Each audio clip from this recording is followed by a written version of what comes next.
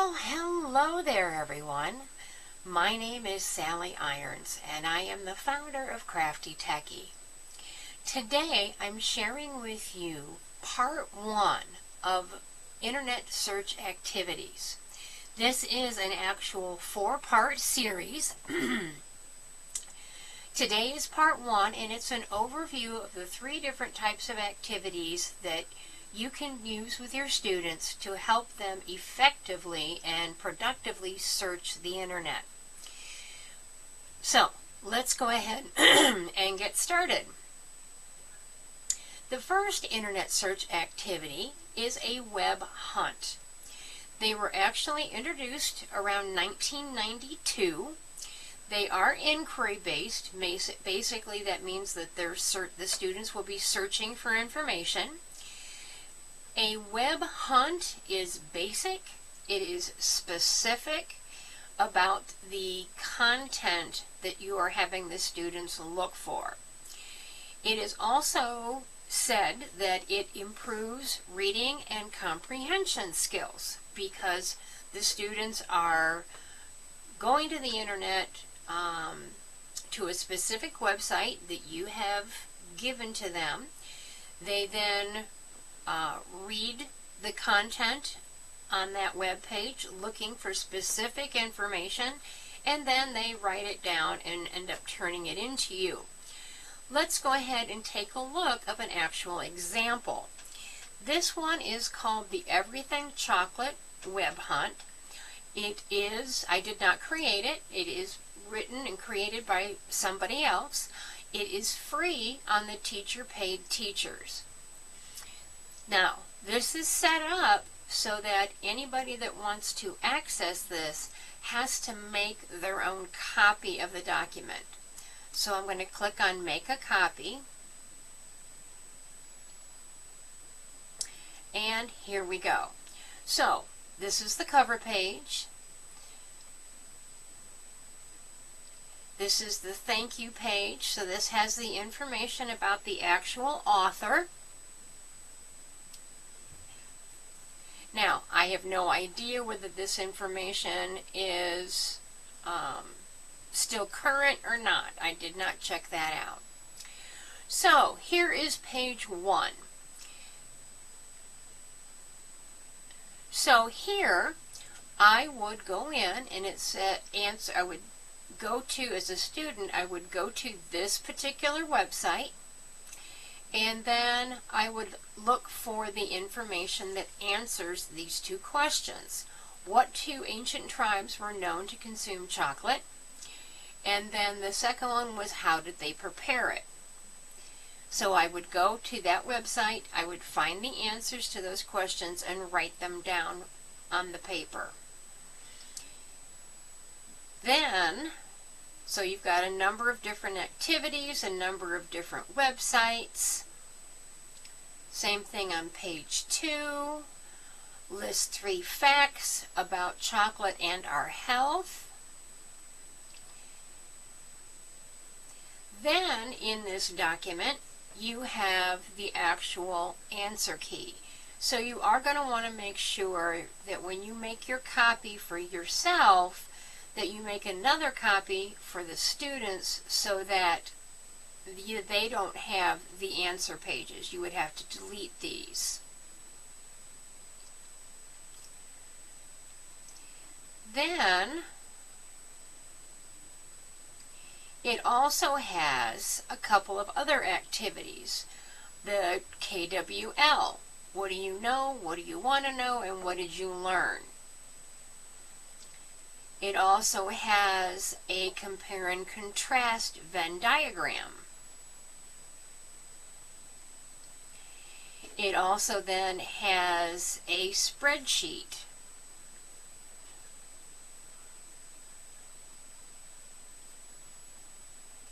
And it also has additional resources. So this is a quite full activity, and it's a lot of fun. Kids really do enjoy it. And when I've used this activity for the student, I usually have candy bars for the students at the end of the activity. Alright, so that is an example of a web hunt. Now, again, this is searching on specific websites that you have given them and writing their answers down on paper. This is a web hunt lesson plan template. So if you're interested in creating a web hunt, then this is how you would get started. So we're going to again make a copy.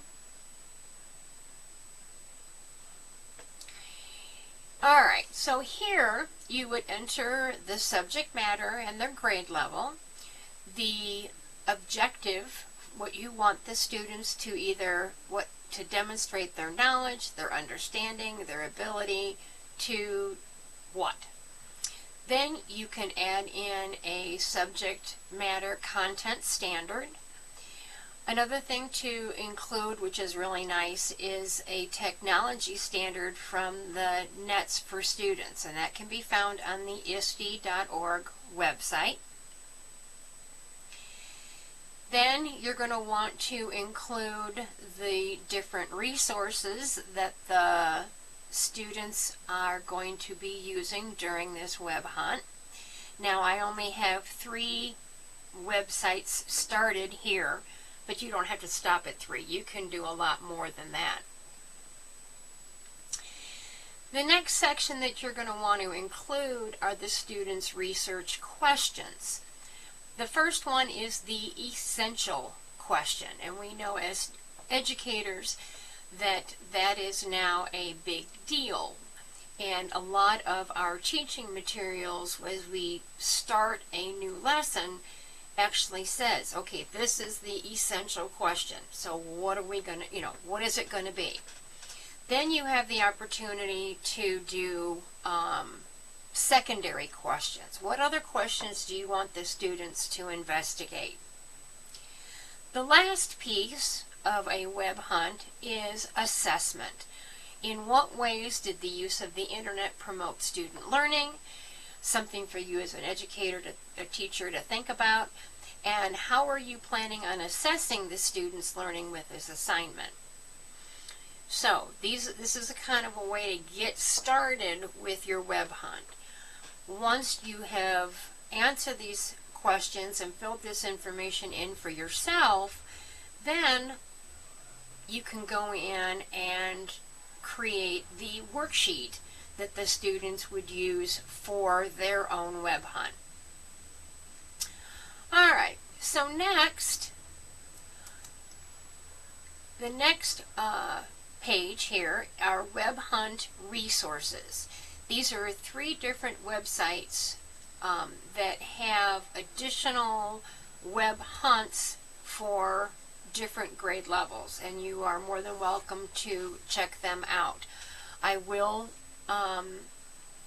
below this video, I will make sure that the URL for this document is available to everyone, so you can make a copy of it and use it however you'd like.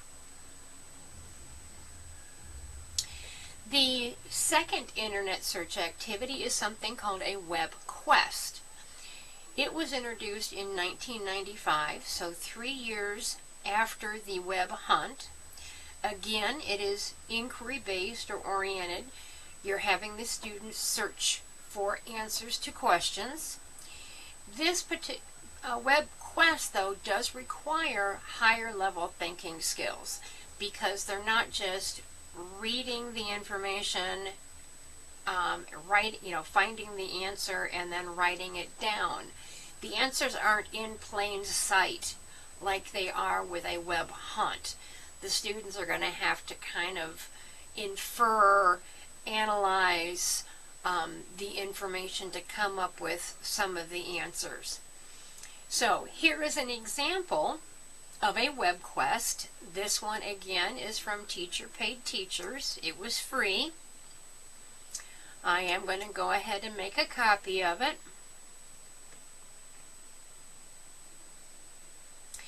This particular document is made out of Google Slides. And you can see that this is the opening page. It's got the author's original information in it, and I haven't changed anything. Now, the first 2 pages of this Google Slide document are the answer key. So you want to make sure when you make a copy and when you open the initial document that you make a copy without the answer keys, and that's what the students will open. Alright, here is the first page of the WebQuest. Then here is the next page. So instead of the web hunt where the students have a worksheet and are writing their answers down on paper, this is a Google Slide, and the author has created text boxes. So when a student goes to find information on a particular website, here it is the MyPlate website. If I was actually using this as a slideshow, this link would actually come up. Okay. So I would then, as a student, I would go to MyPlate website. I would look for the information and find the answers and then type it in. So, how many servings of fruit should a 2-year-old have? Should a 16-year-old boy have? Should a 35-year-old woman have? And you're going to go to the fruit table, and they're going to have to try to look at that table and then determine how to find that information. Again, it's not being given to them. They have to have some critical thinking and problem-solving skills. So, this is the same thing. It goes through, it asks for information, the students have to try to figure it out, and then they supply their answers into this electronic document. So that is an example of a WebQuest. Now, you want to create your own WebQuest. So here is a WebQuest template.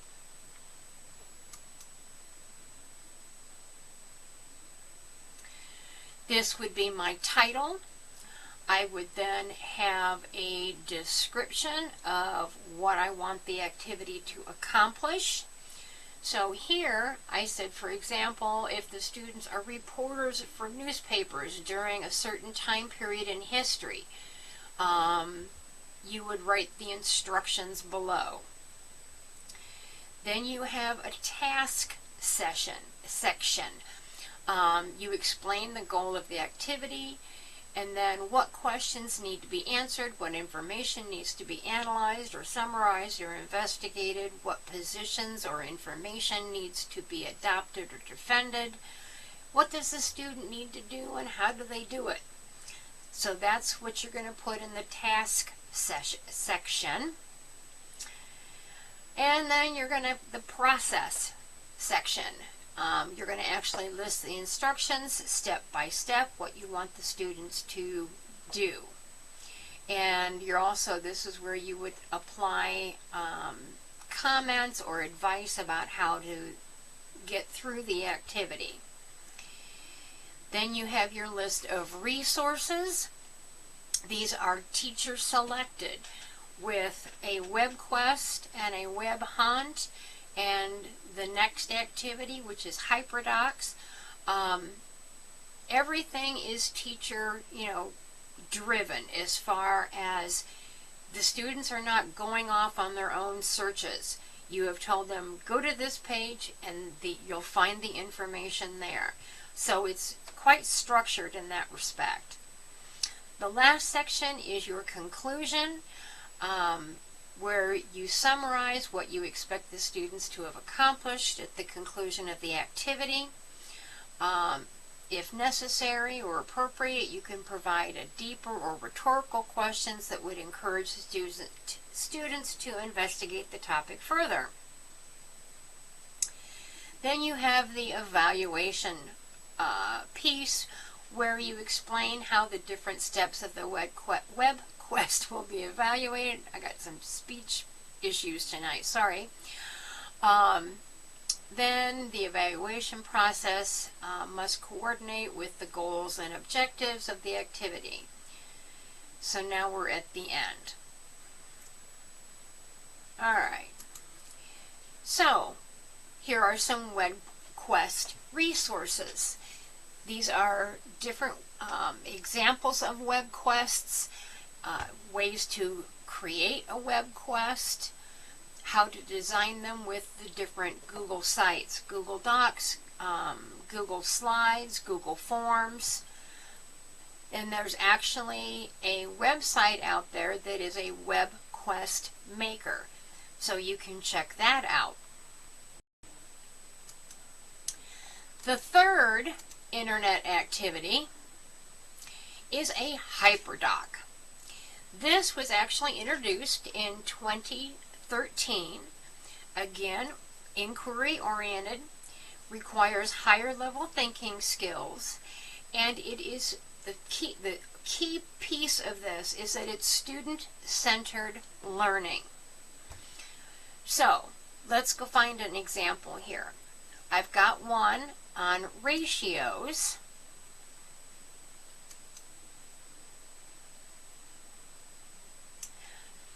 All right, so this is an example of a HyperDoc for teaching students an introduction to ratios.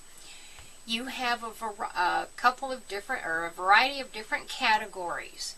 The engagement category is the first thing that you use, and it's supposed to catch their attention and get them interested in the activity as a whole. So let's use our imaginations. You earn tickets at a class trip to the arcade. Take the envelope from your desk and meet your teacher at the back table to redeem your tickets for a prize. In the space below, you're going to draw a picture that shows the number of tickets and the number of pieces of candy that you have. So they would use the tools up here to put that information in this box. Similarly to the WebQuest, the students are going to open this document, make it their own, and save it. And then either email it to you or put it in a community folder so that you can review it. The next piece, the next part, is the independent exploration. The students on their own are going to watch a couple of videos and then explore a lesson about ratios. So they're actually learning on their own. The next activity is sharing. Based on their exploration, they're going to show 3 ways to write a ratio, and they're going to do it on Padlet. Padlet is a website, kind of like a bulletin board.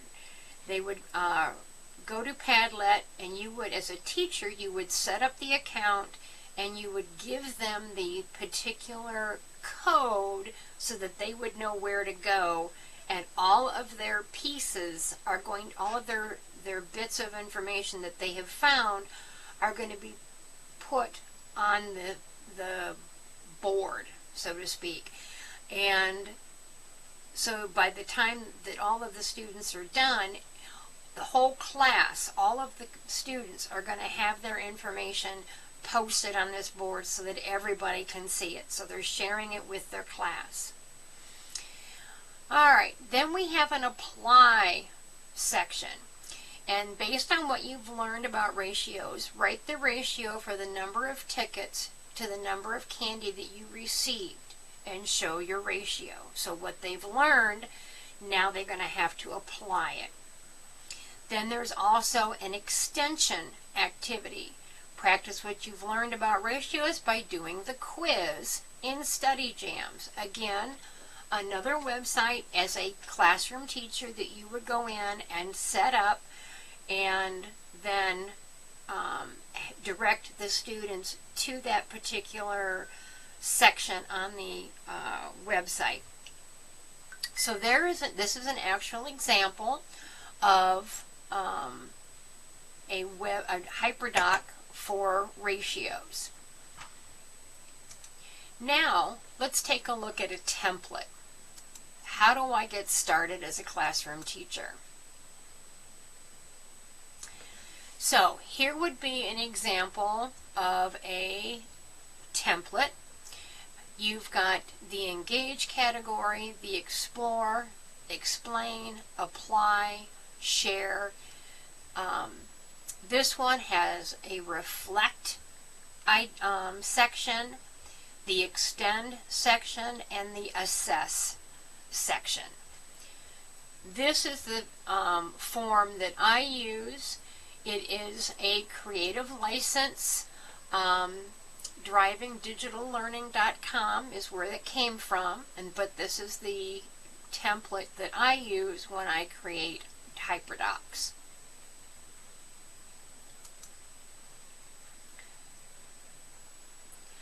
Here are a couple of different HyperDoc resources for you. How to create a HyperDoc, the 5 steps to create a HyperDoc lesson, and different templates. So those are some examples to get you folks started. Alright folks, that is it for today. If you do have any questions about what you've seen today regarding web hunts, web quests, or HyperDocs, feel free to contact me. There's my email address. This document that I shared with you today is going to be posted underneath the video, so you'll have access to it. All of the links work that are found in this document as well. Remember, this is a series, so this next video is going to be part 2, web hunts. I'm going to dive deeper into how they're created, different activities that I used with the students, and I'll explain, my successes and my failures. So get ready for part 2. That will be here in about a week. So have a great rest of your week, and I will see you next time. Bye now.